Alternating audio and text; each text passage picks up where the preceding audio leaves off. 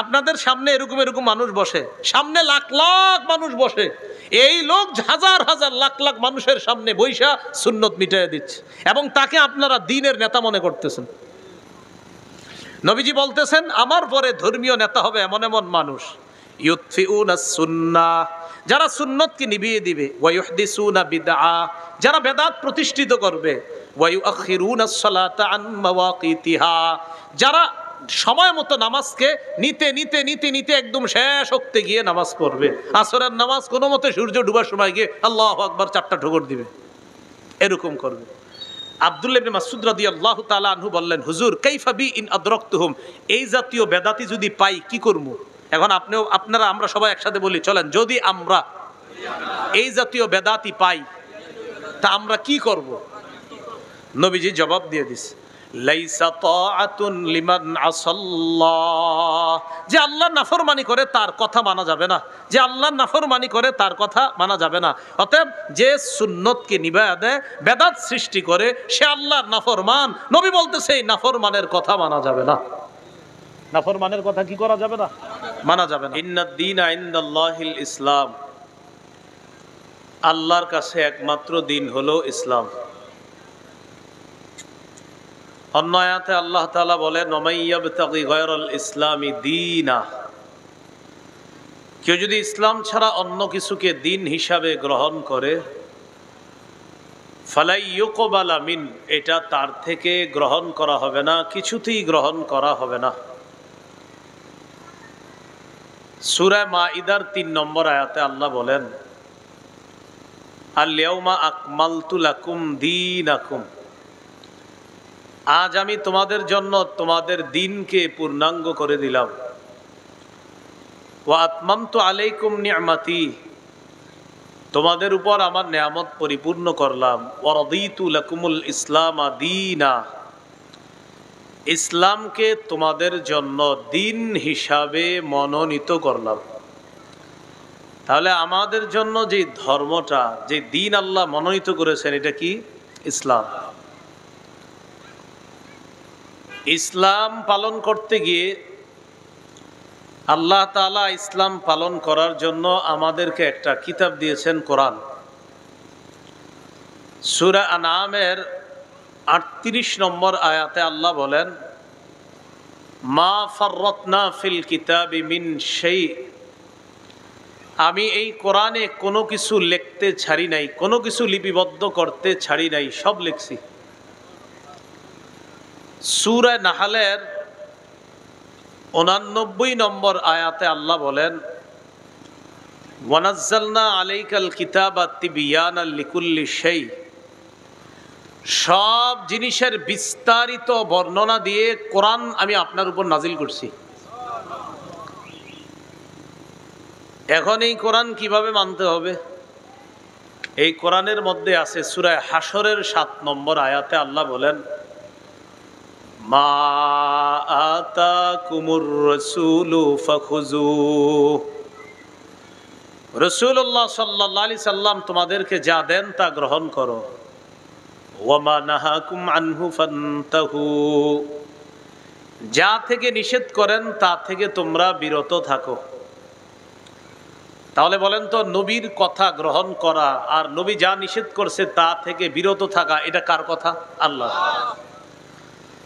তাহলে নবীর কথা মানা মানিও আল্লাহর কথা মানা, কারণ আল্লাহ বলছে নবীর কথা মানো।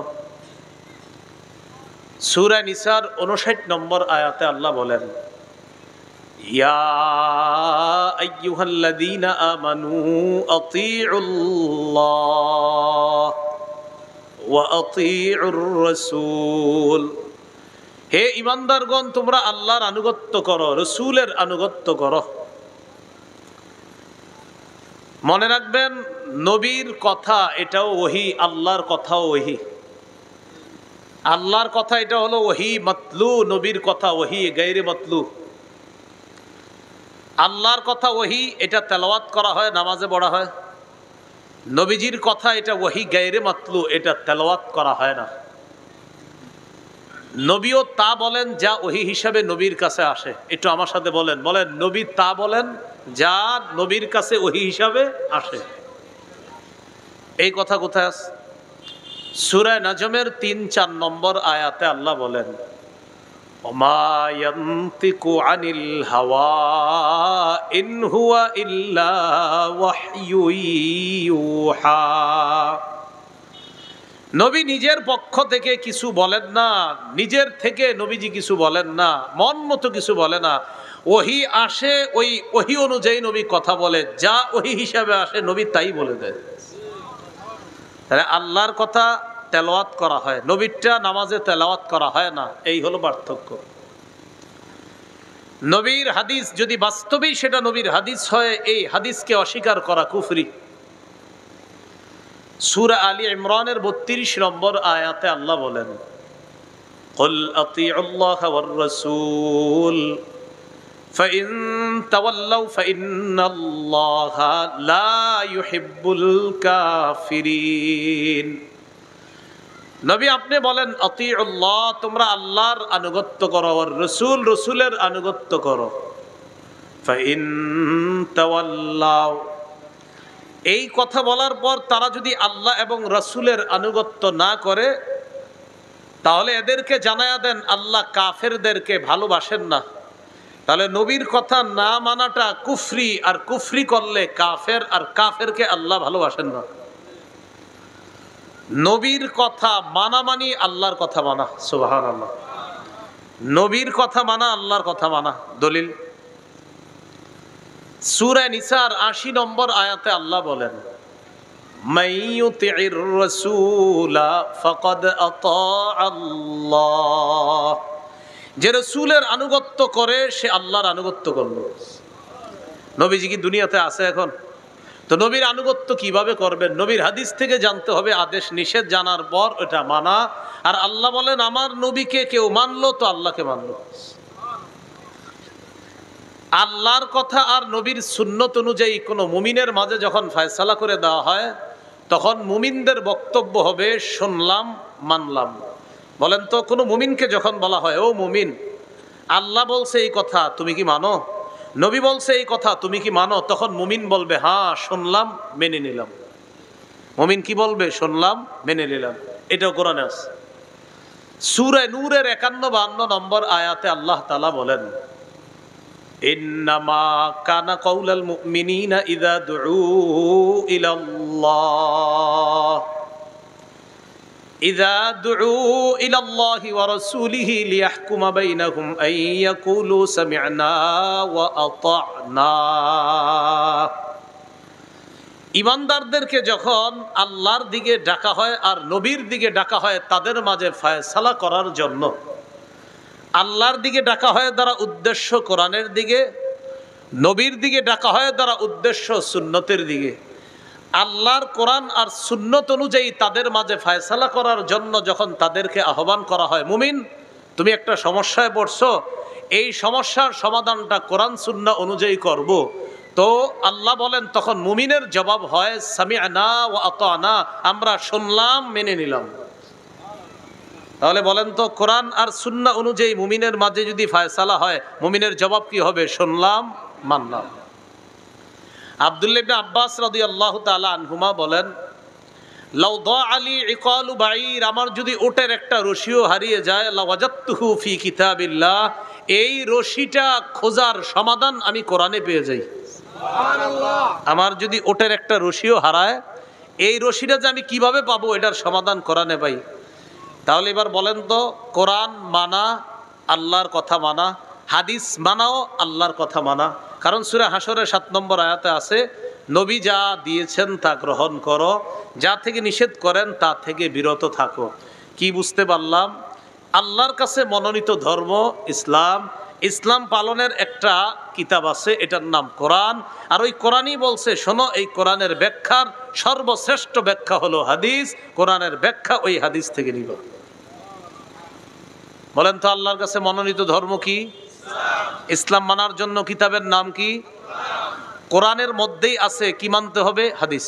আবার বলেন, আল্লাহর কাছে মনোনীত ধর্ম ইসলাম মানতে হলে কিছু নিয়ম নীতি জানতে হবে কোন কিতাব থেকে? আর কোরআনেই আছে আবার কি মানতে হবে? হাদিস মানতে হবে। এতটুকু বুঝে আসছে সবার? এবার আমার সাথে বলেন, কোরআন সুন্নাহ অনুযায়ী বলেন, ইসলাম পালন করতে গিয়ে বাড়াবাড়িও করব না, ছাড়াছাড়িও করব না। আল্লাহ যা বলেন নাই, বলেন, নবী যা বলেন নাই সেটা করব না। আল্লাহ যা করতে বলেছেন, নবী যা করতে বলেছেন সেটা ছাড়ব না। তাহলে যেটা করতে বলেন নাই সেটা কলার নাম বাড়াবাড়ি, যেটা ছাড়তে বলেন নাই এটা ছাড়ার নাম ছাড়াছাড়ি। এবার দেখি সুন্দরভাবে বলেন, আল্লাহর কাছে একমাত্র ধর্ম ইসলাম। পালনের একটা কিতাব আছে, কোরআনে আছে, আরেকটা মানতে হবে হাদিস। আর কোরআন আর হাদিস অনুযায়ী ইসলাম পালন করতে গিয়ে কি করা যাবে না, আবার কি করা যাবে না? আল্লাহ যা করতে বলেন না এটা করার নাম বাড়াবাড়ি, নবী যা করতে বলেন না এটা করার নাম না। আল্লাহ যা করতে বলেন নাই, নবী যা করতে বলেন নাই এটা করার নাম বাড়াবাড়ি। নবী যা ছাড়তে বলেন নাই, আল্লাহ যা ছাড়তে বলেন নাই এটা করার নাম ছাড়াছাড়ি। তাহলে করবেন, দেখতে হবে আল্লাহ বলছে কিনা, ছাড়বেন দেখতে হবে আল্লাহ ছাড়তে বলছে কিনা। যদি আপনি বাড়ায়া করেন, যদি আল্লাহ না বলছে এটা, তো আপনি বাড়াবাড়ি করলেন। যদি ছাড়েন দেখতে হবে নবী আর আল্লাহ বলছে কিনা এটা ছাড়ার জন্য। যদি আপনি ছাড়েন, ভাই আল্লাহ তো ছাড়তে বলেন নাই, কেন ছাড়লেন, এটার নাম ছাড়াছাড়ি। এতটুকু বুঝছেন? এবার মূল আলোচনায় যাই। ইসলাম ধর্মের মধ্যে কিছু বাড়াবাড়ি হয় আমাদের। এই বাড়াবাড়ির একটা বাড়াবাড়ির নাম বেদাত। বলেন কি নাম? বেদাত। এই বেদাত বিভিন্ন ভাবে হয়। এর মধ্যে একটা বেদাত হলো কবরকে কেন্দ্র করে বেদাত। কাকে কেন্দ্র করে? যারা কবর কেন্দ্র করে বেদাত করেন তারাও ওয়াজটা শোনেন মন দিয়ে, যারা করেন না তারাও শোনেন। কবরকে কেন্দ্র করে কিছু বেদাত হয়, বাড়াবাড়ি।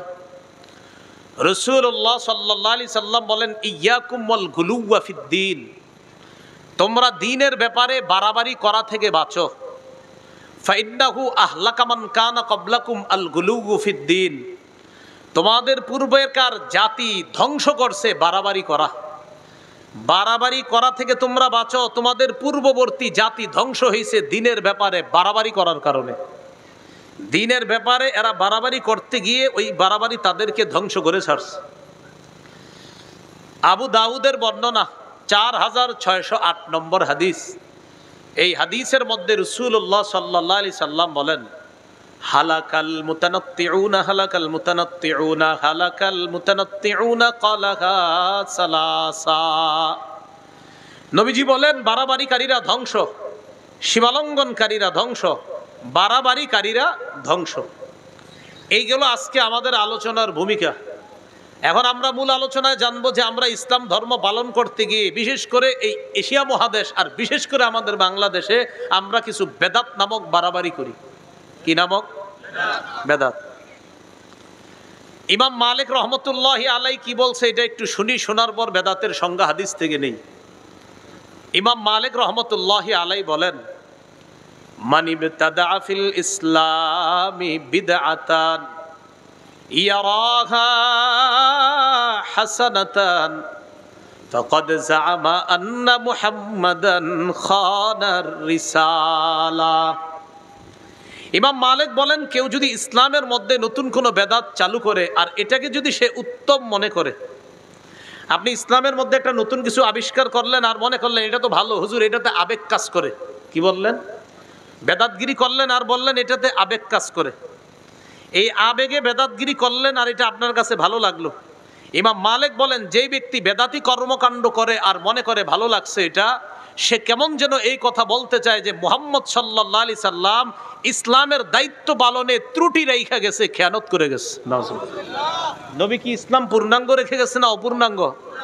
তো এই হযরত নতুন বেদাতগিরি সৃষ্টি করে বুঝাইতে চায় নবী এটা কইরা পূর্ণ করে যেতে পারে নাই, তা আমি নতুন একটা বেদাত ঢুকাইলাম। তাহলে কোন ব্যক্তি যদি নতুন বেদাত চালু করে ইসলামের মধ্যে, এর অর্থ হলো এই, নবী এটা পূর্ণ করে যেতে পারে নাই তাই সে পূর্ণ করেছে। এই জাতীয় কাজ যে করবে এটার নাম হবে বেদাতি কর্মকাণ্ড। ওই বেদাতি কর্মকাণ্ডের বিরোধিতা করা এটা মুসলমানদের জন্য আবশ্যক হয়ে যায়। মুসলমানদের জন্য কি হয়ে যায়? আবশ্যক। বেদাত কাকে বলে? সহিহ বুখারীর 2697 নম্বর হাদিস, 2697। এই হাদিসের বর্ণনাকারী উম্মুল মুমিনিন আয়েশা সিদ্দিকা রাদিয়াল্লাহু তাআলা আনহা, তিনি বলেন, ক্বালা রাসূলুল্লাহ সাল্লাল্লাহু আলাইহি ওয়াসাল্লাম, মান আহদাসা ফি আমরিনা হাযা মা লাইসা ফীহি ফাহুয়া রাদ্দুন। কোন ব্যক্তি যদি আমাদের ইসলামী শরীয়তের মধ্যে ইবাদতের নামে সওয়াবের আশায় নতুন কিছু সৃষ্টি করে, এটা প্রত্যাখ্যান করা হবে। এটা আমার সাথে বলেন, কোন ব্যক্তি ইসলামের মধ্যে ইবাদতের নামে সওয়াবের আশায় নতুন কোনো কিছু যদি সৃষ্টি করে, এটা বেদাত। এই বেদাত পরিত্যাজ্য। এটা যতই সুন্দর হোক, বেদাত যতই সুন্দর হোক না কেন, এটা কি হবে? পরিত্যাজ্য হবে। এইগুলো বেদাতের সংজ্ঞা হাদিস থেকে জানলাম। বেদাতের ভয়াবহতা মন দিয়ে শুনেন। বেদাতের এক নাম্বার ভয়াবহতা, এটা আমার সাথে বলেন, বলার পর হাদিসটা শোনাই। বলেন, বেদাতি ব্যক্তি তার বেদাতি কর্মকাণ্ড না ছাড়া পর্যন্ত আল্লাহ তার তওবা কবুল করবেন না। বেদাতগিরি করতেছে আর বলতেছে আল্লাহ আতুবু ইলাইহি, আল্লাহ আপনি মাফ করেন, মাফ করেন, মাফ করেন, মাফ করেন, মাফ করেন। এইগুলো বলতে বলতে বলতে বলতে শুরু করে দিছে বেদাত। মানে উনি বেদাতের মধ্যে থাইকা বলতেছে আস্তাগফিরুল্লাহ, আস্তাগফিরুল্লাহ, আস্তাগফিরুল্লাহ, আস্তাগফিরুল্লাহ। নবী কয় মাফ হবে না, মাফ হবে না, মাফ হবে না। ওই কেন? তুমি তো বেদাতই ছাড়ো নাই। সহিহুত তারগিব 54 নম্বর হাদিস। قال رسول الله صلى الله عليه وسلم إن الله حجب التوبة عن كل صاحب بدعة حتى يدع بدعته। রাসূলুল্লাহ সাল্লাল্লাহু আলাইহি সাল্লাম বলেন, আল্লাহ তাআলা প্রত্যেক বেদাতি ব্যক্তিকে ততক্ষণ ক্ষমা করবেন না, ততক্ষণ তার তওবা কবুল করবেন না, যতক্ষণ ওই বেদাতি ব্যক্তি তার বেদাতি কর্মকাণ্ড না ছাড়বে। আল্লাহ আমাদের সকলকে বেদাতি কর্মকাণ্ড থেকে হেফাজত করেন। এই গেল বেদাতের এক নাম্বার ভয়াবহতা। বেদাতের 2 নাম্বার ভয়াবহতা, বলেন আমার সাথে, বেদাতি ব্যক্তি হাউজে কাউসার থেকে বঞ্চিত হবে, যতই আবেগ দেখাক। বর্তমান জামানায় বেদাত কর্মকাণ্ড চালায় এমন কিছু ব্যক্তিরা বলে, কয় নবীর প্রেমে কোনো দলিল লাগে না। কি বলে? আপনাদেরকে নাচাইবে, গাওয়াইবে, রঙাইবে, রাঙানোর পর বলবে, কয় ওহাবিরা বলে। কয় কি এভাবে বলবে? ওহাবিরা বলে, মানে আমগরে বুঝে আর কি, আমরা ওহাবি। যে ওহাবিরা বলে যে এটার দলিল কি? নবীর প্রেমে কোনো দলিল লাগে না। সামনে যারা থাকে তারা সবাই কয় ঠিক। সামনে যারা থাকে তারা কি বলে? ঠিক। নবীর প্রেমে কি লাগে না বলে দলিল। বিষয়টা কি সুন্দর হলো কথাটা? না। এক হাদিসের মধ্যে আসছে, রাসূল সাল্লাল্লাহু আলাইহি সাল্লামের এক সাহাবী নবীর খেদমত করছে, সহিহ মুসলিমের বর্ণনা। খেদমত করার পর নবী বললেন, সাল, তুমি আমার কাছে কিছু চাও। সাহাবী বুদ্ধি করে বললেন, ইন্নী আসআলুকা মুরাফাকাতাকা ফিল জান্নাহ, আমি জান্নাতে আপনার সাথে থাকতে চাই। রাসূলুল্লাহ সাল্লাল্লাহু আলাইহি সাল্লাম বললেন, আওয়া গায়রা যালিক, তুমি কি এছাড়া অন্য কিছু চাও না? কয় না, আমি অন্য কিছু চাই না, আমি আপনার সাথে জান্নাতেই থাকতে চাই, জান্নাতে আপনার সাথী হতে চাই। এই কথা বলার পর নবী বললেন, আইন্নী আলা নাফসিকা বিকাসরাতিস সুজুদ, তুমি এক কাজ করবা, বেশি বেশি সিজদা করবা, নামাজ পড়বা। যত বেশি নামাজ পড়বা, নামাজের মাধ্যমে জান্নাতে আমার তত কাছাকাছি থাকতে পারবা। এখন একদল মানুষের স্লোগান, কয় আমি নামাজ না পড়লেও নবীর প্রেম আছে। অথচ নবী বলতেছে নামাজ পড়লে কাছাকাছি হওয়া যায়, আর হে বলতেছে নামাজ না পড়লেও নবীর প্রেম আছে। হাদিস থেকে কি শিখলাম? নামাজ পড়ে নবীর কাছাকাছি হওয়া যায় না, নামাজ ছেড়ে। তাহলে এই স্লোগান যে বলবে যে নামাজ না পড়লেও নবীর প্রেম আছে, নিঃসন্দেহে এই স্লোগানটা এটা একটা প্রতারণা আর ধোঁকা ছাড়া অন্য কিছু না। নবী কয় নামাজ পড়ো, আমার কাছে আসো। হে কয় নামাজ না পড়লেও প্রেম আছে। আল্লাহ আমাদেরকে হেফাজত করে। তাহলে 2 নাম্বার ভয়াবহতা, যে ব্যক্তি বেদাতি কর্মকাণ্ড করবে, রাসূলের হাউজে কাউসার থেকে সে বঞ্চিত হবে। দলিল সহিহ বুখারীর 6583, 6584 নম্বর হাদিস। এই হাদিসের মধ্যে রাসূল সাল্লাল্লাহু আলাইহি সাল্লাম বলেন, আনা ফারাতুকুম আলাল হাউজ, কিয়ামতের ময়দানে আমি আগে আগে হাউজে কাউসারের সামনে চলে যাব, সেখানে আমি আগে থাকব। মান মাররা আলাইয়া, আমার কোন উম্মত আমার সামনে দিয়ে অতিক্রম করবে, সারিবা, যেই অতিক্রম করবে সে ওই কাউসারের পানি পান করবে। ওয়ামান শারিবা লাম ইয়াজমা আবাদা, যে ব্যক্তি কাউসারের পানি পান করবে সে জান্নাতে যাওয়ার আগে আর পিপাসার্ত হবে না। তাহলে নিয়ম কি হলো? নবী বলেন আমি কাউসারের সামনে থাকবো, আমার সামনে দিয়ে যে অতিক্রম করবে সেই পানি পান করবে। এবার নবীজি বলেন লা ইয়ারিদান্না আলাইয়া আকওয়াম আরিফুহুম ওয়া ইয়ারিফুনানি, আমার সামনে এমন একদল মানুষ আসবে যাদেরকে আমি চিনবো, তারাও আমাকে চিনবে, আমি চিনবো, তারা আমার উম্মত, তারা চিনবে আমি তাদের নবী। তো নিয়ম অনুযায়ী আমার সামনে যে আসবে তাকেই কাউসার পান করাবো। এখন আমি কাউসার পান করাবো, ইতিমধ্যে দেখবো সুম্মা ইউহালু বাইনি ওয়া বাইনাহুম, আমার মাঝে আর তাদের মাঝে প্রতিবন্ধকতা সৃষ্টি করা হয়েছে। আমি বলবো ফাকুলু ইয়া রাব্বি ইন্নাহুম মিন্নি, আল্লাহ এরা তো আমার উম্মত। আল্লাহর পক্ষ থেকে জবাব দেওয়া হবে ইন্নাকা লা তাদরি মা আহদাসু বা'দাক, নবী আপনি জানেন না দুনিয়া থেকে আপনি চলে আসার পর তারা কত নতুন নতুন বেদাত সৃষ্টি করেছে, এটা আপনার জানা নাই। এই জন্য আপনি আজকে তাদেরকে কাউসার পান করাতে পারবেন না। যেই নবী একটু আগে কাউসার পান করাইতে চাইলেন, এই নবী এখন কি বলবে দেখেন, ফাকুলু সুহকান সুহকান লিমান গায়্যারা বাদি, নবী বলেন আমি তখন বলবো আমার পরে যারা আমার রেখে আসা শরীয়তের মধ্যে নতুন কিছু ঢুকিয়ে শরীয়তকে পরিবর্তন করে দিয়েছে, আমার সামনে থেকে দূর হও, দূর হও, আমি চেহারাও দেখতে চাই না। তাহলে একটু আগে কাউসার পান করাইতে চাইলেন, এখন বলতেছে কি সুহকান সুহকান, দূর হও। এই জন্য ভাইয়ারা বেদাতি কর্মকাণ্ড করেন না। এলাকার মসজিদের ইমাম খতিব, আশেপাশের মাদ্রাসার ওলামায়ে কেরাম মাঝে মাঝে এগুলা বললে আপনারা পরের দিন চাকরি নোট করে দেন। হ্যাঁ, পরের দিনে বলে হুজুর আসর নামাজ আর পড়ায় না কেন? আমার বাপদাদা 50 বছর এই কাজ করছে, আর আপনি আজকে কোত্থেকে আসছেন? হুজুরে আপনাদেরকে একটা সঠিক জিনিস বুঝাইছে, আপনি দলিল দিলেন আমার আব্বা গত 50 বছর করছে, কইরা মারা গেছে, আমিও গত 20 বছর করতেছি, এ হলো 70 বছর, আমার দাদা কইরা গেছে আরো 30 বছর, এ হলো 100 বছর, আর আপনি কোত্থেকে এসে বলতেছেন এটা বেদাত? হুজুর আসরের তার আইসেন না মসজিদে। এটা ঠিক করেন নাই। কেন ঠিক করেন নাই? ইব্রাহিম নবী তার জাতিকে বুঝাইল এইগুলা শিরিক, এই পূজা করা শিরিক। তার জাতি এইগুলা শোনার পর ইব্রাহিম আলাইহিস সালাতু ওয়াস সালামের কথা তারা বুঝছে যে আসলে ইব্রাহিমের কথা সত্য। বুঝা শোনার পর সব যখন ঠিক বুঝাইসে গেছে, এবার ইব্রাহিম নবী বলতেছে এগুলা ঠিক না, এগুলা অন্যায়।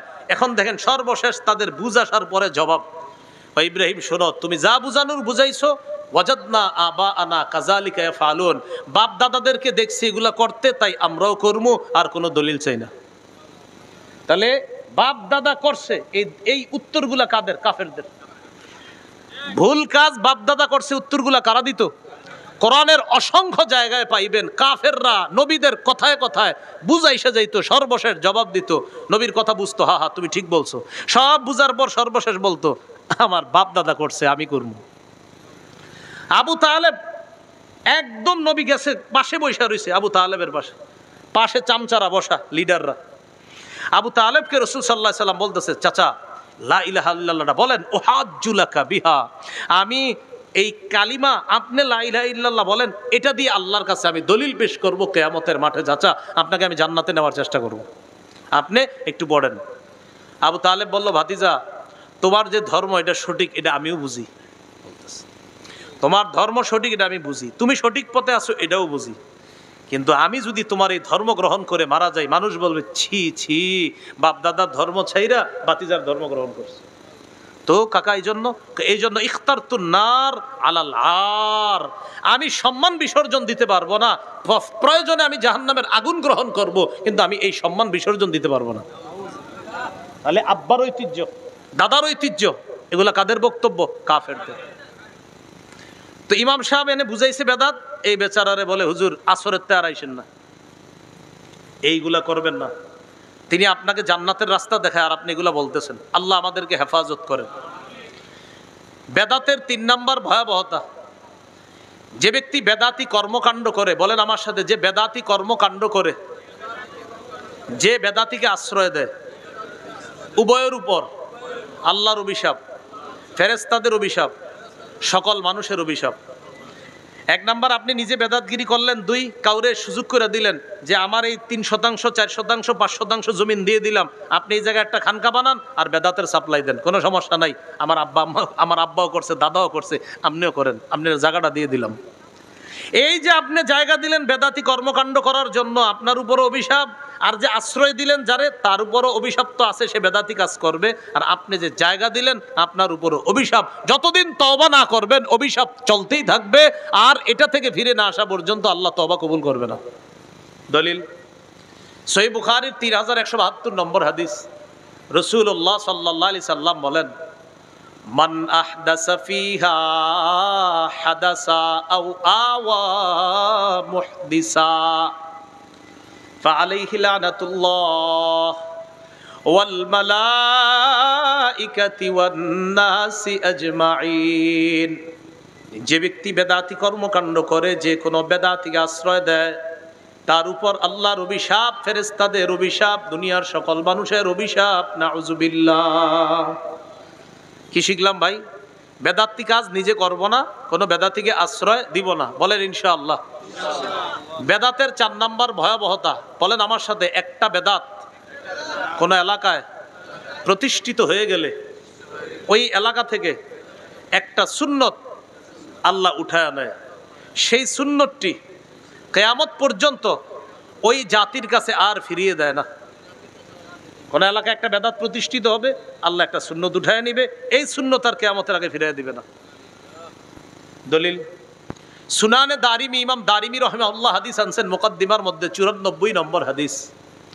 ক্বালা রাসূলুল্লাহ সাল্লাল্লাহু আলাইহি ওয়াসাল্লাম, মাবতাদাআ কওমুন বিদআতান ফি দীনিহিম ইল্লা নাযাআল্লাহু মিন সুন্নাতিহিম সুন্নাতা ওয়া ফি রিওয়ায়াতিন মিন সুনানিহিম সুন্নাতা। কোন এলাকার মধ্যে কোন জাতি যদি তাদের ধর্মের মধ্যে একটা বেদাত চালু করে, এটা যদি প্রতিষ্ঠিত হয়ে যায়, আল্লাহ তাআলা ওই এলাকা থেকে একটা সুন্নত উঠায় আনে। সুম্মা লা ইয়ারুদ্দুহা ইলাইহিম ইলা ইয়াউমিল কিয়ামা। কিয়ামত পর্যন্ত ওই সুন্নত ওই জাতির কাছে আল্লাহ আর ফিরিয়ে দেয় না।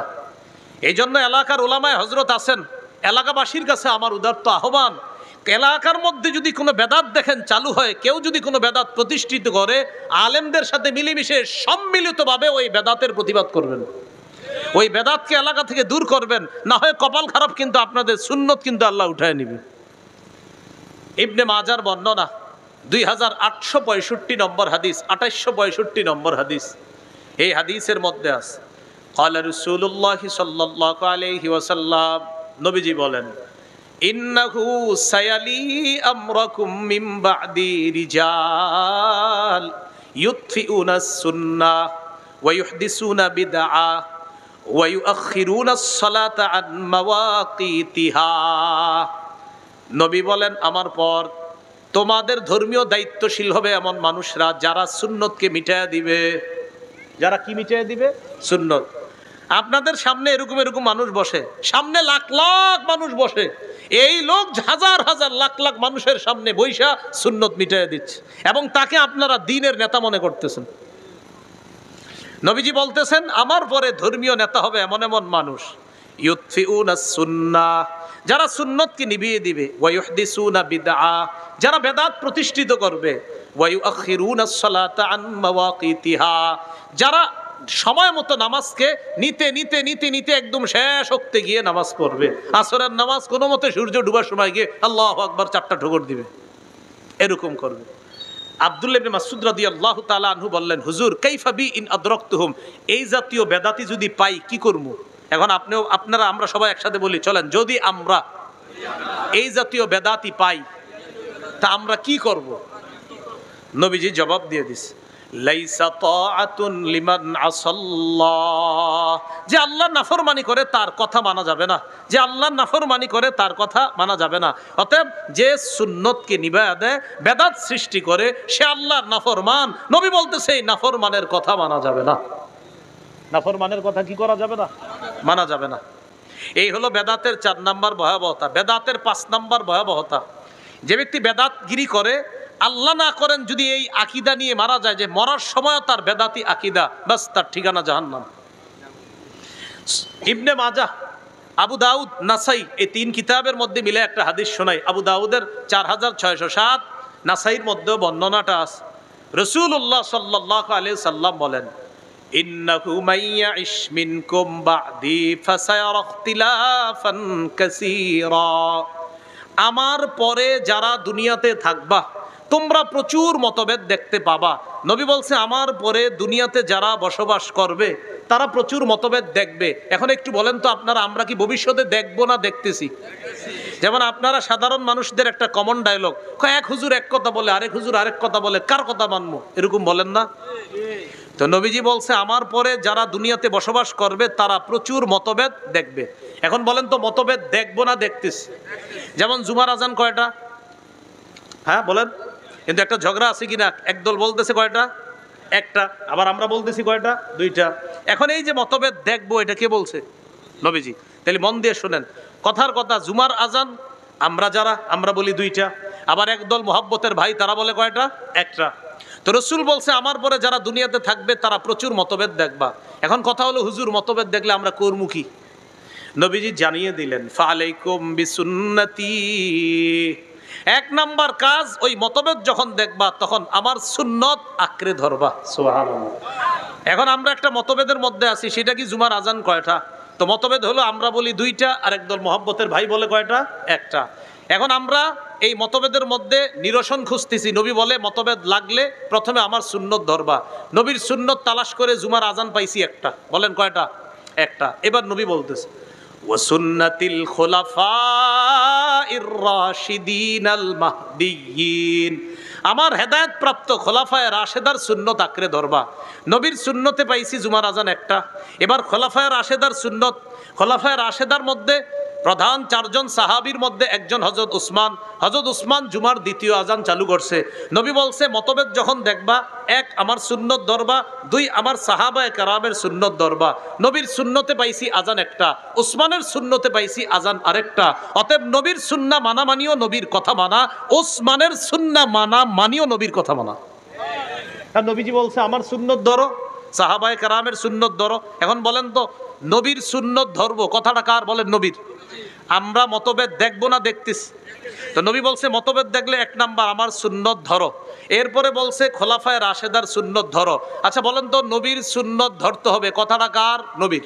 খোলাফায়ে রাশেদার সুন্নত ধরতে হবে, কথাটা কার? নবীজির। তাহলে খোলাফায়ে রাশেদার মধ্যে হযরত উসমান গনি আছে কিনা? এই হযরতে ওসমান দ্বিতীয় আজান চালু করছে। মক্কা মদিনা সহ সারা পৃথিবীর ম্যাক্সিমাম জায়গায় জুমার আজান হয় দুইটা। এখন আপনার একদল মোহাব্বতের ভাই তারা বলতেছে না জুমার আজান একটা, আর আমরা বলতেছি না জুমার আজান দুইটা। আমাদের দলিল, নবী বলছে মতভেদ লাগলে আমার সুন্নত খোঁজো, আমার সাহাবীদের সুন্নত খোঁজো। আর নবীর সুন্নত আর সাহাবীদের সুন্নত মানার কারণেই আমাদের নাম আহলুস সুন্নাহ ওয়াল জামাআ। আমরা নবীর সুন্নাহও মানি, জামাতে সাহাবা তাদের আদর্শও মানি। নবীর সুন্নতে পাই জুমার আজান একটা, জামাতে সাহাবার আদর্শে পাই সুন্নত দুইটা, জুমার আজান। এই জন্য আমরা জুমার আজান দেই দুইটা। আপনার নাম আগে ঠিক করতে হবে, আপনি কি শুধু আহলুস সুন্নাহ না আহলুস সুন্নাহ ওয়াল জামাআ, এটা ঠিক করতে হবে। যদি বলেন আহলুস সুন্নাহ ওয়াল জামাআ, তো নবীর সুন্নত মানতে হবে, সাহাবায়ে কেরামের আদর্শ মানতে হবে।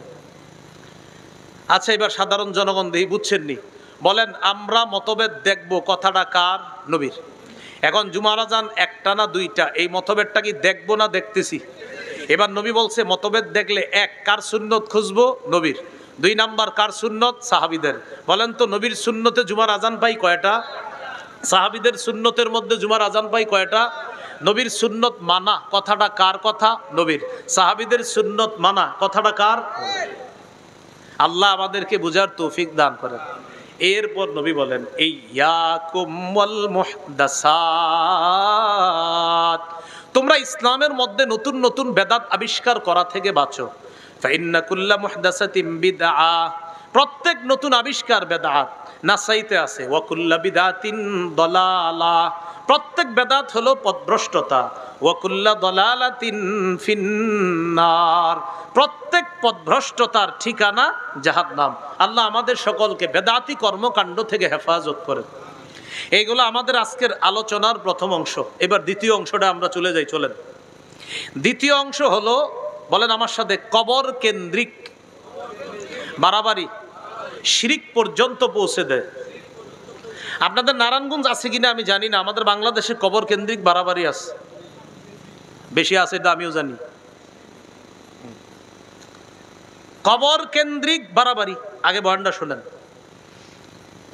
সহিহ বুখারীর বর্ণনা 427 নম্বর হাদিস। এই হাদিসের মধ্যে নবীজির 3 বিবির কথা। এক হলো আম্মাজান আয়েশা সিদ্দিকা রাদিয়াল্লাহু তাআলা আনহা থেকে হাদিসটা বর্ণনা। নবীজির আর 2 বিবি উম্মে হাবিবা আর উম্মে সালামা, তাদের সম্পর্কে হাদিসটা। সুবহানাল্লাহ। বর্ণনা করছে এক বিবি আর সম্পর্ক আরো 2 বিবির। তিনি বলেন, আন্না উম্মা হাবিবাতা ওয়া উম্মা সালামাতা যাকারাতা কানিসাতান রাআইনাহা বিল হাবাশা। উম্মে হাবিবা এবং উম্মে সালামা, নবীর এই 2 বিবি হাবশায় একটা গির্জা দেখছে। গির্জা ফিহা তাসাবির। এই গির্জার মধ্যে অনেক মূর্তি। গির্জা ইবাদতখানা, এই ইবাদতখানার মধ্যে অনেক মূর্তি। ফাযাকারাত লিন নবী সাল্লাল্লাহু আলাইহি ওয়াসাল্লাম, এই ব্যাপারটা তার 2 বিবি নবীজিকে জানাইছে, ইয়া রাসূলুল্লাহ, হাবশা একটা গির্জা দেখলাম, গির্জা তাদের ইবাদতখানা, ইবাদতখানার ভিতরে দেখলাম আবার মূর্তি, ব্যাপারটা বুঝলাম না। নবীজি বললেন, ইন্না উলাইকা ইযা কানা ফীহিমুর রাজুলুস সালিহ মাতা। এরা হলো ওই সমস্ত মানুষ, তাদের মাঝে কোনো ভালো মানুষ যখন মারা যাইতো, বানাউ আলা কবরিহি মসজিদা, তারা ওই ভালো মানুষের কবরের উপর একটা মসজিদ বানাইতো। তাদের কোনো ভালো মানুষ মারা গেলে ওই ভালো মানুষের কবরের উপর তারা একটা মসজিদ বানাইতো। বানানোর পর ওয়াসাওয়ারু ফীহি তিলকা সুওয়ারা, ওই মসজিদের ভিতর ওই অলিদের মূর্তি তারা স্থাপন করত। এবার একটু বুঝেন, দেখেন, এ হলো অলির কবর, এই কবরের উপরে মসজিদ, আবার মসজিদের ভিতরে অলির ছবি মূর্তি। এ হলো নিচে হলো কবর, উপরে মসজিদ, ওই মসজিদের ভিতরে অলির মূর্তি। তাহলে নিচে অলির কবর, উপরে অলির মূর্তি, এটার মধ্যে তারা ইবাদত করত। নাউজুবিল্লাহ। রাসূলুল্লাহ সাল্লাল্লাহু আলাইহি সাল্লাম বলেন, উলাইকা শিরারুল খালকি ইনদাল্লাহি ইয়াউমাল কিয়ামা, কিয়ামতের ময়দানে তারা হবে সবচেয়ে নিকৃষ্ট জাতি। বলেন নাউজুবিল্লাহ। কি শিখলাম? কবর কেন্দ্রিক মসজিদ বানানোর প্রতি কি কোনো উৎসাহিত আছে? হাদিসের মধ্যে উৎসাহ আছে? নবী বললেন এরা হবে সবচেয়ে নিকৃষ্ট। এবার আরেকটা হাদিস শুনেন,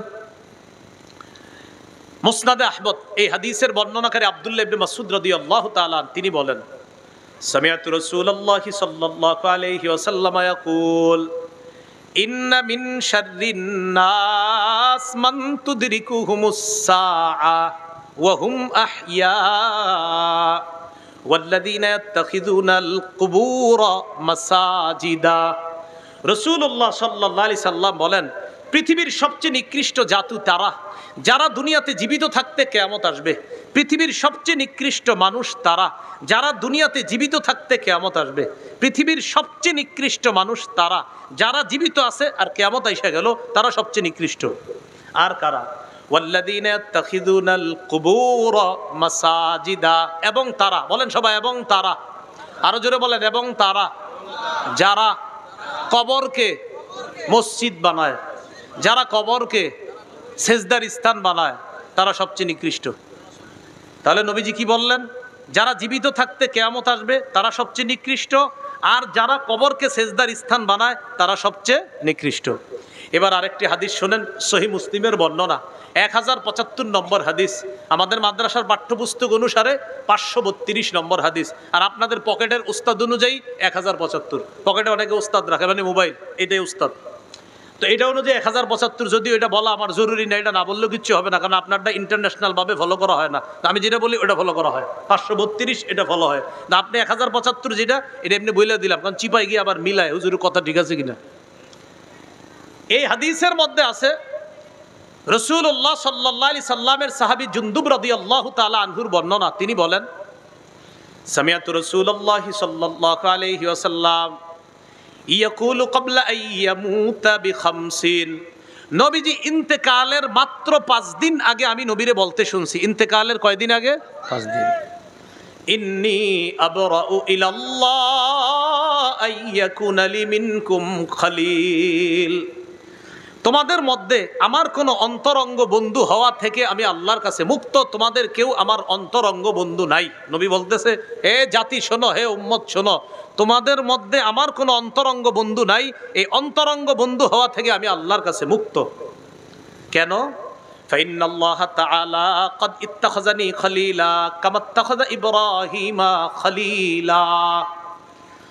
কেননা আল্লাহ তাআলা আমাকে খলিল হিসাবে গ্রহণ করেছে, যেমন ইব্রাহিম নবীকে খলিল হিসাবে গ্রহণ করছে।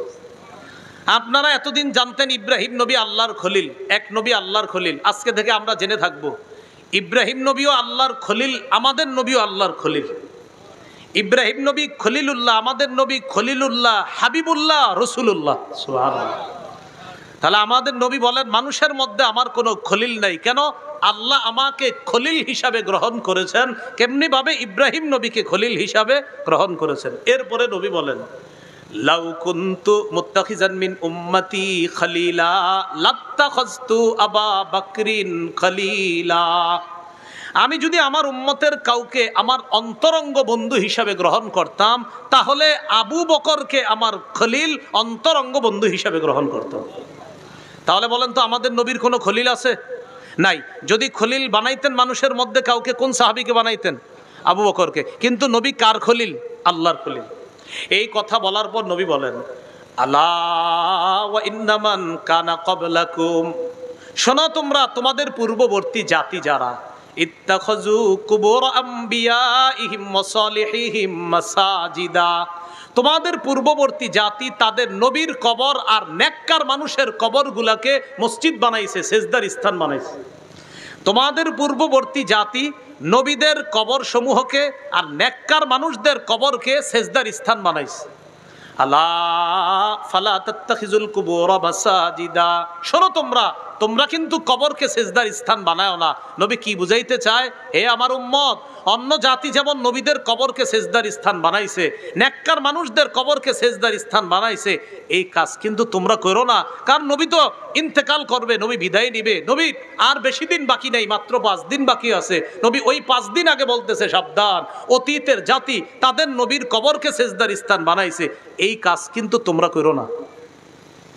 নেককার মানুষকে কেন্দ্র করে সেজদার স্থান আমাদের দেশে তালাশ করলেও পাবেন। হ্যাঁ, নেককার মানুষকে কেন্দ্র করে সেজদার স্থান এই দেশে তালাশ করলেও পাবেন। আল্লাহ হেফাজত করেন। এবার শোনেন কি বলে নবীজি বলেন, ইন্নী আনহাকুম আন যালিকা, আমি তোমাদেরকে নিষেধ করে দিচ্ছি। এবার একটা হাদিস শোনেন, আমার দিকে তাকান। এটা হলো একটা কাপড়, মনে করেন এটা কি একটা কাপড়। সহিহ বুখারীর 435 নম্বর হাদিস। রসুল সাল্লাল্লাহু আলাইহি সাল্লাম ইন্তেকাল করবে। আগের হাদিসটা শোনাইছি কি ইন্তেকালের দিন না ইন্তেকালের 5 দিন আগে? এখন যেটা শোনাচ্ছি ইন্তেকাল করবে মানে এই যে নবী যাবে দুনিয়া থেকে, ওই মুহূর্তের হাদিস। 427 এই 435 এই হাদিসটা হলো বুখারীর 435।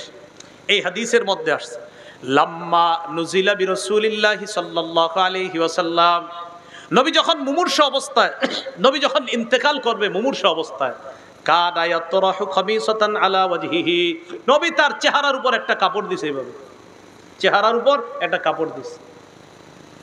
ফাইযা তাম্মা, প্রাণটা যখন বের হবে অবস্থা, কাশাফাহা আন ওয়াজহিহি, চেহারা থেকে কাপড়টা সরাইছে। তাহলে মুমূর্ষ অবস্থায় কাপড় দিছে, এবার বলতেছে ফাইদা তাম্মা, প্রাণটা বের হবে অবস্থায় কাপড়টা সরাইছে। সরানোর পর বললেন, লানাতুল্লাহি আলাল ইয়াহুদি ওয়ান নাসারা, ইহুদিদের উপর আল্লাহর অভিশাপ, খ্রিস্টানদের উপর আল্লাহর অভিশাপ। কেন?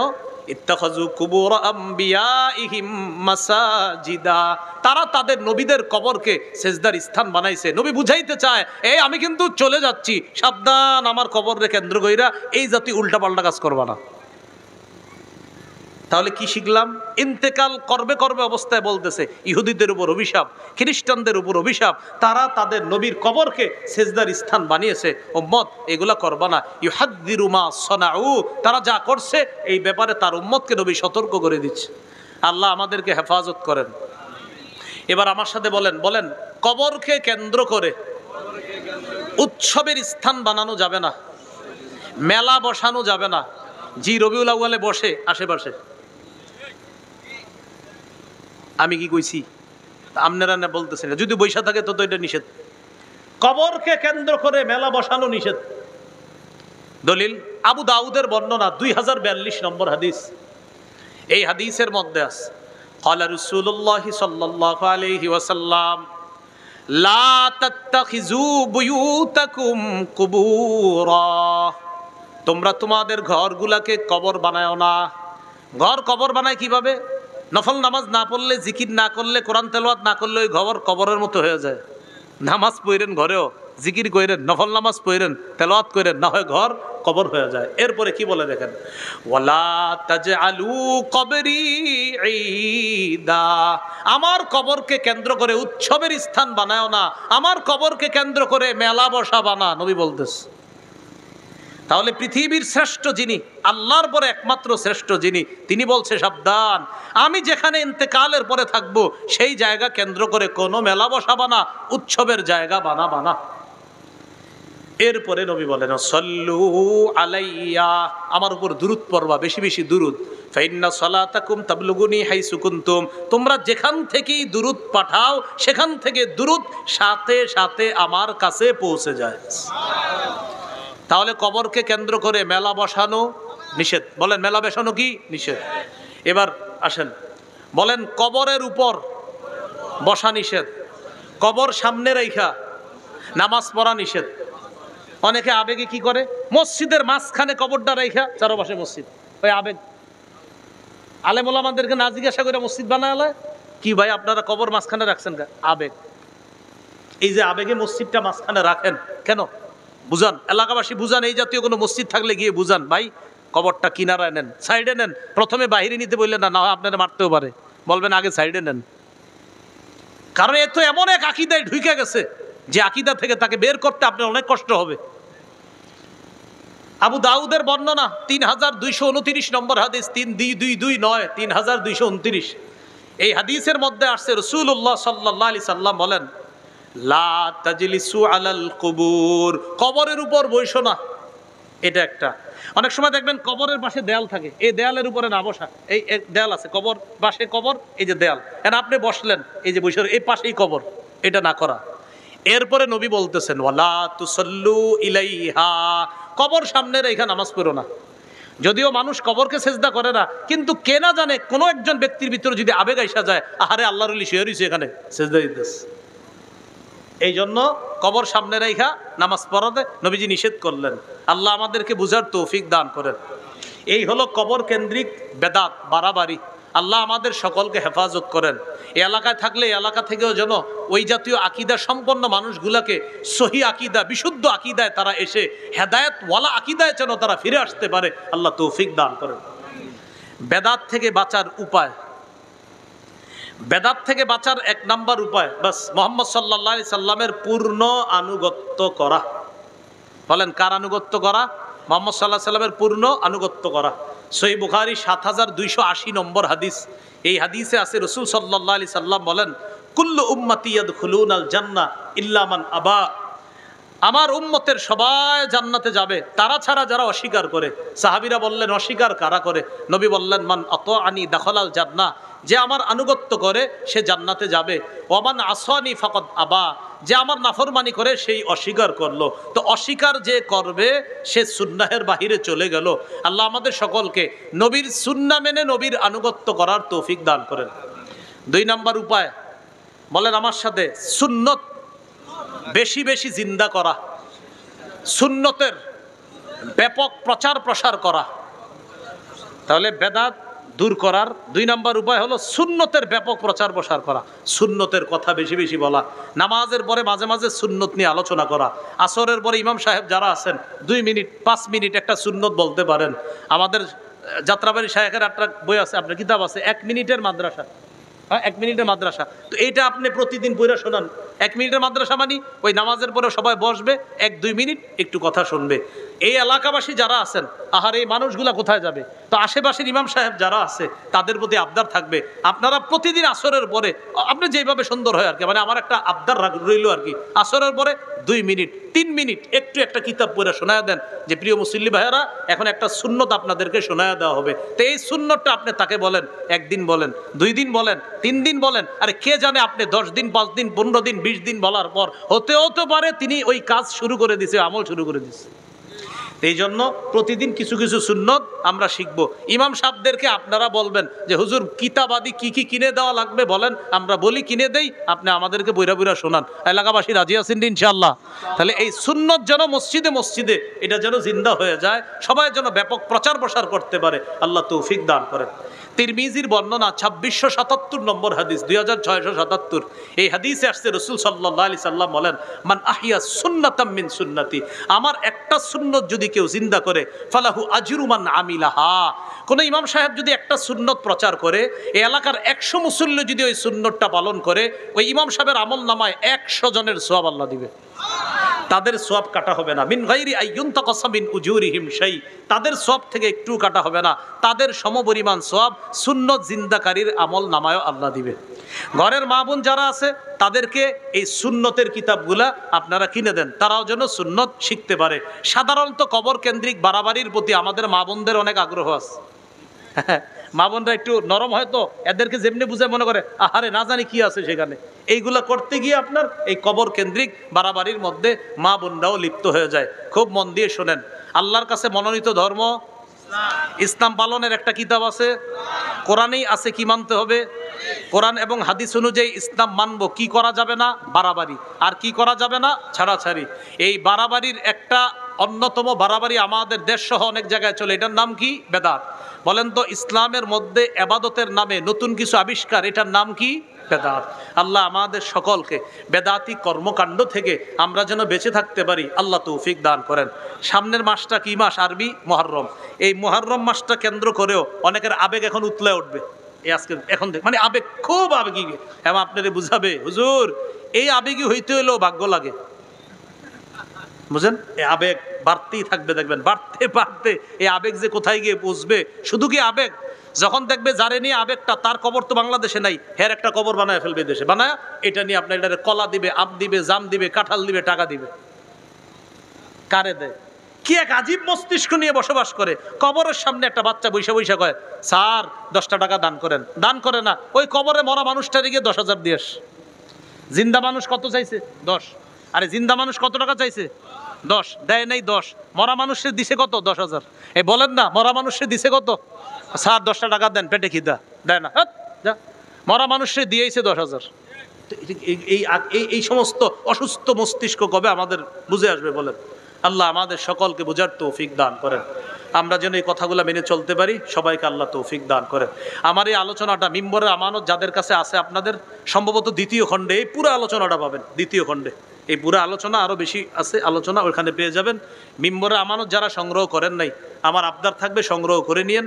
এই সংকলনটা আপাতত 6 খণ্ডে আছে, অনলাইন থেকে সংগ্রহ করা যায়, আপনারা সংগ্রহ করে নেবেন। প্রথম খণ্ডে সন্তানের 64টা অধিকার, 2য় খণ্ডে এই যে শিরিক, বেদাত, কুফুর, তাওহীদ, 3য় খণ্ডে হালাল হারাম, 4র্থ খণ্ডে স্বামীর 24টা অধিকার, স্ত্রীর 19টা অধিকার, 5ম খণ্ডে ইসলামের প্রথম ভিত্তি, 6ষ্ঠ খণ্ডে ইসলামের 2য় ভিত্তি নিয়ে আলোচনা। আপাতত মার্কেটে 6 খণ্ডে আছে। ওরা এখানে প্রকাশনী থেকে নিয়ে এসেছে, ওরাও নিয়ে এসেছে এখানে, আমারে বলছে বলার জন্য।